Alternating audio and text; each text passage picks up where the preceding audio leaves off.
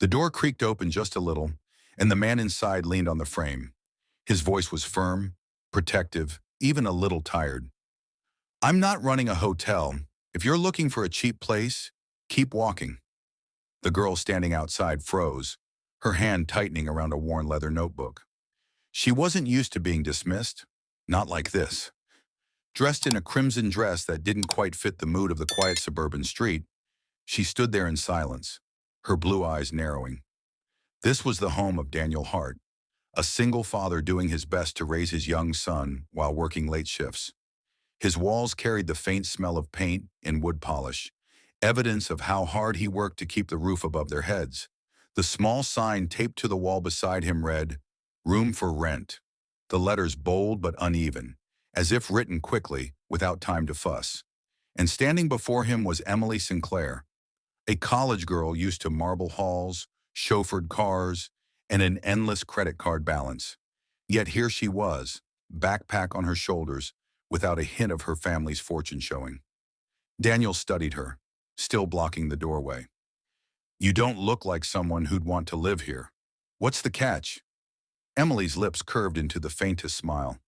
"Maybe I don't need a catch. Maybe I just need a room." The neighborhood was simple, the kind where kids left their bikes on lawns and neighbors borrowed sugar without knocking. Inside, Daniel's home was modest but warm. A single father's life etched itself into every corner. A child's drawing on the fridge, the faint hum of cartoons from the living room, and dishes stacked neatly in the sink. Emily dropped her bag on the floor of the small room he showed her. The mattress was plain, the curtains faded. Yet for the first time in years, she felt something strange. Freedom. What Daniel didn't know was that Emily was the daughter of Richard Sinclair, a billionaire known more for his empire than his love. Emily had grown up in castles disguised as mansions, with a staff that hovered but never cared. At school, she was admired for her last name, never for who she was. Daniel, on the other hand, lived paycheck to paycheck, every bill carefully calculated. His pride was his son, Jacob, who peeked into the hallway that first evening, hiding behind the frame. Emily bent down and smiled at him, her eyes soft. That was the moment Daniel noticed. She wasn't just another entitled college kid. Days turned into weeks. Emily learned to cook eggs in Daniel's cramped kitchen, though she burned them twice before getting it right. She walked Jacob to school some mornings, her laughter mixing with his chatter. At night, she studied at the small desk by the window, her expensive textbooks stacked in piles. Daniel couldn't shake his curiosity. Why would someone like her, someone polished, educated, and different, choose this life? One evening, as rain tapped gently against the windows, Daniel confronted her. "You know," he said, leaning on the doorway of the kitchen, "girls like you don't end up in neighborhoods like this. You running from something?" Emily froze, a cracked teacup in her hand.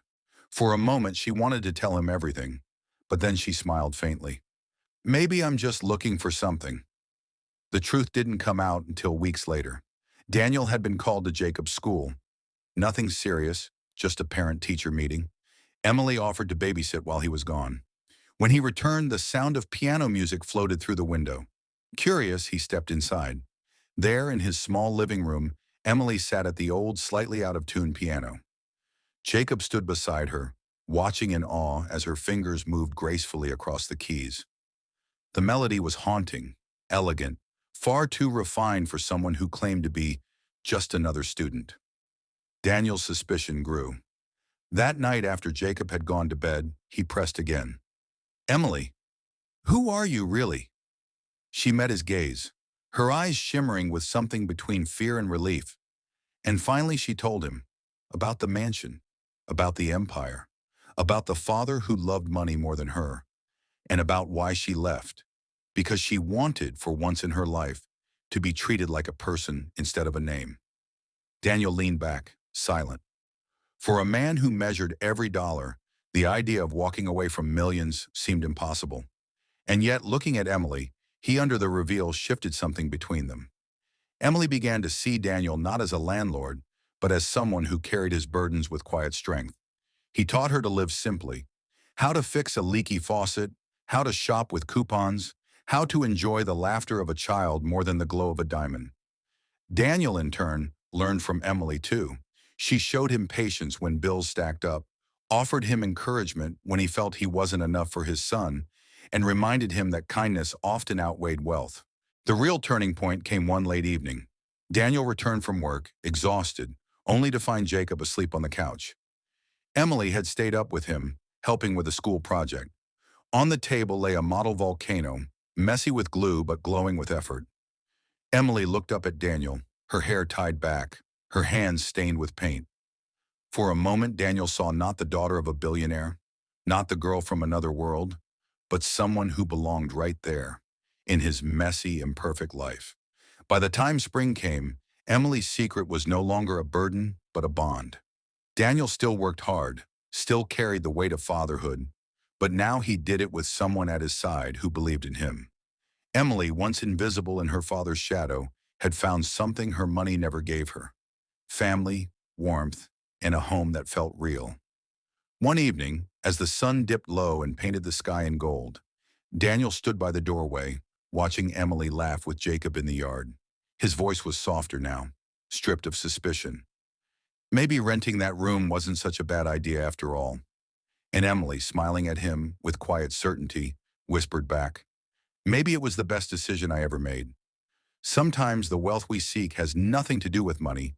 It lives in simple moments, shared laughter, and the people who see us for who we truly are.